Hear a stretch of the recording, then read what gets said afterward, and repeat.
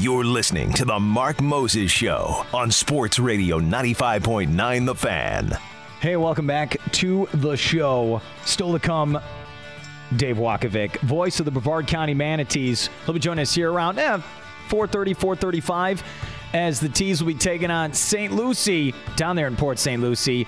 We'll go over everything in the world of Manatees baseball coming up next. But right now here on the Club 52 hotline, good friend of mine who's been joining me all season long to talk NBA basketball. We got to recap that game last night. Heat Pacers. Chris Pirtle from Vero Beach, my friend, my man. Chris, how you doing today?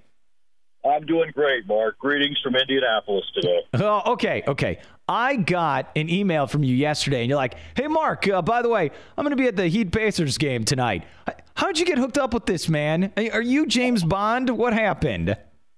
No, just one of those classic cases of being lucky enough to be in the right place at the right time.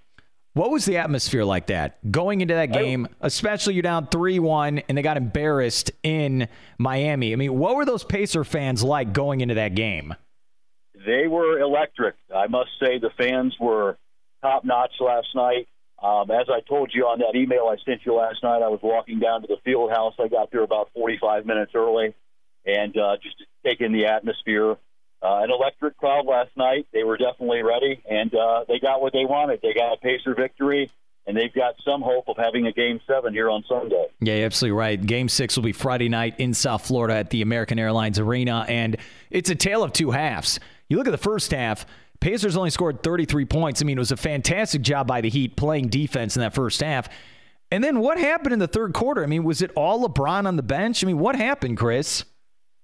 Well, foul trouble plagued him. He was also 2 of 10 shooting, so very rarely do you see the Kings shoot 20% from the field. So completely an off night. I think we know what happens, though, when LeBron James has an off night like he did last night. He usually takes it out on the opponent the next game. That doesn't bode well for Indiana, I should say, when they head to South Florida tomorrow night. Well, I saw early in the game, they tried to get Hibbert going. I mean, is that the key for the Pacers? They got to get the big guy going, him and West as well, and then work from there. I mean, was that kind of the game plan?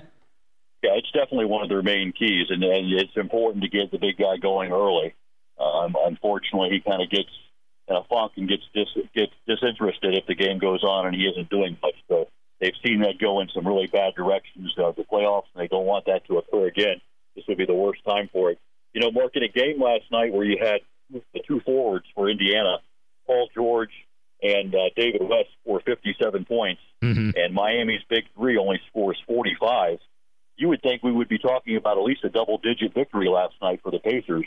Instead, it was nothing like that. It was a competitive game all the way down to the very end, and the Pacers prevailed by 3 points. Yeah, you're absolutely right. 93-90 was the final score. We're here with Chris Pirtle, a good friend of mine from Vero Beach. We talk NBA all season long, and yeah, recapping that Heat-Pacers game last night. Now it's 3-2, and I got to ask you this. What was crazier? You know, Lance Stevenson blowing LeBron's ear or the zombie version of Rashard Lewis hitting 6 3-pointers last night? What was crazier, man? I was glad that's the second option, Mark. And I'll say that was crazier. It was great to see Rashard Lewis. As Magic fans ourselves, Mark, we remember what Rashard Lewis can do, and that's just another weapon that the Heat are going to have. They're going to need that when they get to the finals, whether they play the Spurs or the Thunder. They're going to need somebody that can come in there and do what Mike Miller was doing last year. So that was certainly a welcome sight for Heat fans. Did Stevenson get in LeBron's head? You know, I know he backed up from his trash-talking comments, but it kind of worked. If you think about it, he didn't play 30 minutes. He didn't even get 10 points. He played LeBron a lot last night. Don't you think, Stevenson, some of that actually worked against LeBron? Well, he certainly got some air in his ear. It may have worked. I hate to think, though, what's going to happen tomorrow night in Miami. LeBron James coming off of a 7-point performance last night in Indianapolis. Like I said, I would not want to be his opponent tomorrow night. Yeah, you're absolutely right. Let's switch gears. Let's look at the game going on tonight. And it's a very weird series because you had the first 2 games, no Ibaka, and the Spurs are going to the lane at will, and they're blowing out the Thunder. Then Ibaka comes back like he's Willis Reed, and now we're 2-2. I mean, what do you have any take on this series going into Game 5? Well, this is weird, Mark. This has been an interesting series. The Spurs outscored the Thunder by 52 points in the first two games, and now the Thunder have come back and outscored the Spurs by around 40 in these last two games. So very bizarre. It reminds me a lot of this series 2 years ago when the Spurs won the first two, and then the Thunder won the next four. That being said, the Spurs better win tonight. Otherwise, they're done. So this is going to be a very important game tonight in San Antonio. I'm looking forward to it. I can't say enough, though, about the job that Scott Brooks has done holding up that Thunder team to manage the guys that he has to manage on that team, including who I call the volcano, Russell Westbrook, and having him not erupted for something really bad in these playoffs. I tip my hat to Scott Brooks, and that's a very dangerous team right now in Oklahoma City. All right, Chris, you call him the volcano, and I got to ask you about that guy, Russell Westbrook, 40 points in Game 4. Is it an on-off switch with him? Because, man, when he's on, I mean, he's one of the best players in the NBA. Does he need to play defense? I mean, what's your take on Westbrook? Because when he's on, man, he's hard to stop. Well, when he is, he certainly is, and that's the key. Unfortunately, we have to say when he's on, and he has those games. He had a game in the finals against Miami, either Game 4 Game 5, where he went for around 45 points. So he showed these flashes.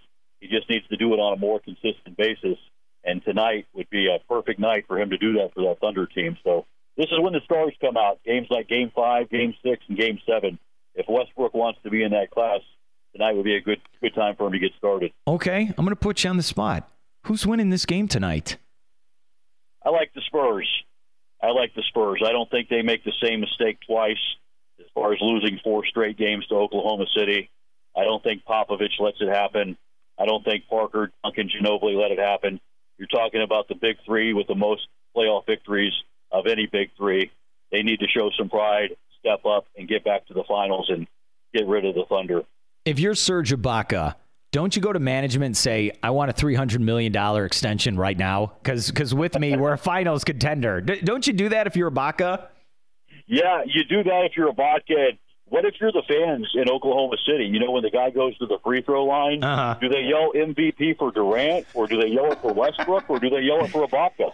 That's a great question because, look, Westbrook and Durant played in Game 1 and 2, and they got blown out of the – what would you say, 50-plus points combined for the first 2 games? He's the MVP. If they win this series – Ibaka is the MVP of this series. I don't care if he only scores 2 points. He is the difference in this game. Don't you feel that way?